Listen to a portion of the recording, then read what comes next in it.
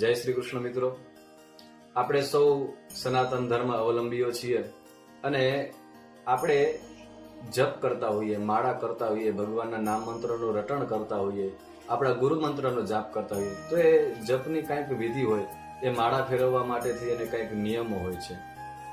દ્વિજવર્ણ સંધ્યા વંદન કરે, ત્રિકાલ સંધ્યા કરે તો એના માટેના પણ કંઈક નિયમો હોય છે.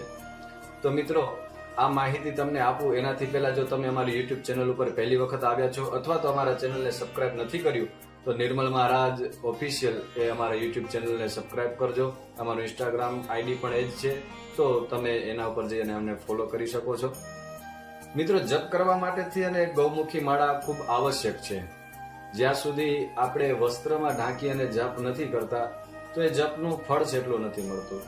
કારણ કે આપણે જ્યારે માળા ફેરવતા હોઈએ ત્યારે એ માળા અને આંગળીના ઘર્ષણ દ્વારા એક ઉર્જા ઉત્પન્ન થતી હોય છે અને આ જગતની અંદર એક મેગ્નેટિક ઉર્જા કામ કરે છે અને એ મેગ્નેટિક ઉર્જા છે આપણી ઉર્જાને ખેંચતી રહે છે પોતાના તરફ. તો એ આપણે માળા કરતી વખતે જે ઉર્જા ઉત્પન્ન થાય એ ખેંચાય નહીં, એના માટેથી આપણે વસ્ત્ર આચ્છાદન કરી, વસ્ત્ર ઢાંકી અથવા તો આવી ગૌમુખી લઈ અને એમાં આપણે જપ કરવા જોઈએ. મિત્રો, તો એ જપ કરવા માટેનો એક સંસ્કૃતમાં શ્લોક કીધો છે, પ્રાતર નાભો કરમ કૃત્વા મધ્યાને હૃદય સંસ્થિતમ સાયમ જપેચ્ચ નાસાગ્રે યેશ જપ્ય વિધિ સ્મૃત. એટલે તમે જ્યારે સવારના સમયે જપ કરો છો કોઈ મંત્રના તો એ નાભો, પ્રાતર નાભો કરમ કૃત્વા, એટલે સવારે છે એ નાભી પાસે ગૌમુખી અથવા તો એ માળા રાખી અને જપ કરવા જોઈએ. મધ્યાને હૃદય સંસ્થિતમ, મધ્યાહન કાલે બપોરના સમયે તમે જ્યારે જપ કરો છો ત્યારે હૃદય પાસે તમારો હાથ રાખી અને એ જપ કરવા જોઈએ.